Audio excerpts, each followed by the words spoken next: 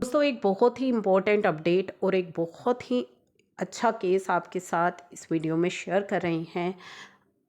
तो चलिए यहाँ पे जो इशू है वो था belated payment of TDS after deducting the TDS whether such assessee is liable to pay penalty under section 271C। ठीक है, टीडीएस हम काट लेते हैं लेकिन कई बार उसे डिपॉजिट कराना जो लेट हो जाता है बिलेटेड पेमेंट के केस में, क्या 271C की पेनल्टी लगेगी? तो उसी का ये सुप्रीम कोर्ट का फैसला है जिसके ऑर्डर की कॉपी आपको मिल जाएगी। तो यहाँ पे जो था इनकम टैक्स ऑफिसर ने पेनल्टी लगाई under section 201 for belated payment of TDS and additional CIT commissioner जो है इनकम टैक्स के, उन्होंने पेनल्टी लगाई under section 271C equal to TDS, यानी कि जितना टीडीएस था उतनी इक्वल पेनल्टी लगा दी। And said penalty order came to be confirm, उस पेनल्टी ऑर्डर को केरला हाई कोर्ट के द्वारा कन्फर्म किया गया। It is to be noted that ये जो केस था इट्स ऑफ बिलेटेड जो पेमेंट है ऑफ टीडीएस का था, दो डिडक्ट तो की गई थी टीडीएस एसएससी के द्वारा, and not a case of non deduction, यानी कि नॉन डिडक्शन का ये केस नहीं था। अब यहाँ पे जो मेन जो इसका पॉइंट है वो हम डिस्कस करेंगे कि मीनिंग एंड स्कोप क्या है फेल टू डिडक्ट का, जो कि सेक्शन 271C1A बात करता है। Assessee who cause delay in remittance of TDS deducted by him can be said a person who fail to deduct TDS. ठीक है, अगर लेट आप पेमेंट कर रहे हो तो क्या आपको कहा जा सकता है कि you fail to deduct TDS? The court held that the word used in section 271(1)(c में जो section use किए हुए हैं, these are very clear and relevant word used are fail to deduct। जो पेनल्टी वाला सेक्शन है उसमें clear लिखा गया है fail to deduct. It does not speak about belated payment. The penal provision are required to be followed strictly. ठीक है, तो उनको strictly follow, nothing to be added और nothing to be taken out of the panel provision. आप उसमें कुछ add on या उसमें से कुछ टेक आउट नहीं कर सकते हैं।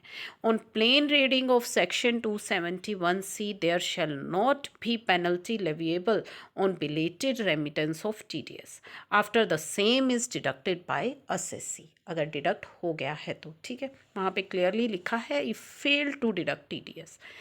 So section 271C is quite categoric। Scope and extent जो है उसकी एप्लीकेशन की that should be in unambiguous term. तो यहाँ पे कोर्ट ने कंक्लूड किया even otherwise the word fail to deduct occurring in section 271C cannot be read into failure to deposit and pay the tax deducted। उसके लिए जो sections हैं वो कौन से? सेक्शन 276B जो बात करता है फेल टू पे, द वर्ड जो कि मिसिंग है सेक्शन 271C में। तो ये जो फेल्स टू पे वाले वर्ड्स हैं वो 276B में है, ना कि 271C जिसकी पेनल्टी लगाई गई। So on interpretation of section 271C there shall not be any penalty leviable under section 271C on delay in payment of TDS after deducting the same by the assessee। तो यहाँ पे वो चीज़ें बता दी गई हैं। अगर आप इस सेक्शन को इंटरप्रेट करेंगे 271C को, तो यहाँ पे कोई भी पेनल्टी लेविएबल नहीं है on delayed payment of TDS। अगर आपने डिडक्ट कर लिया है और डिलेड पेमेंट हो गई है तो 271C में कोई पेनल्टी यहाँ पे लेविएबल नहीं है। जो कंसिक्वेंसेस हैं नॉन पेमेंट के या बिलेटेड पेमेंट के, that would be under section 201 and 276B। As assessee was not liable to pay penalty under section 276 on question on applicability of section 273B is not required to be considered।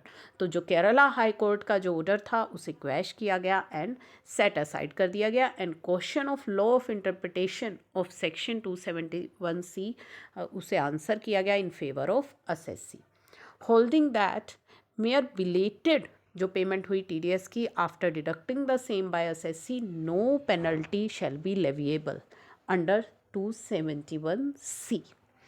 तो ये बहुत ही important है। इसकी जो judgement की copy है वो उसका लिंक आपके साथ शेयर कर दिया जाएगा, आप इसे डाउनलोड कर सकते हैं। टोटल 31 पेजेस हैं, जिससे कि आप डिटेल में इसकी कॉपी जो ये जजमेंट है उसे रीड कर सकते हैं।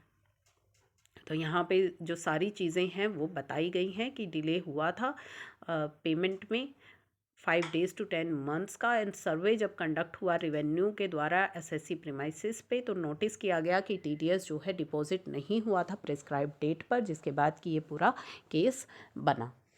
तो चलिए इस वीडियो को अब इस अपडेट के साथ हम यहीं पे क्लोज़ कर रहे हैं। काफ़ी इम्पोर्टेंट है, इस तरह की जानकारी होना आपके लिए बेहद ज़रूरी है, क्योंकि इस तरह की नॉलेज होगी तो आप अपने लिए करेक्ट एक्शन ले पाएंगे।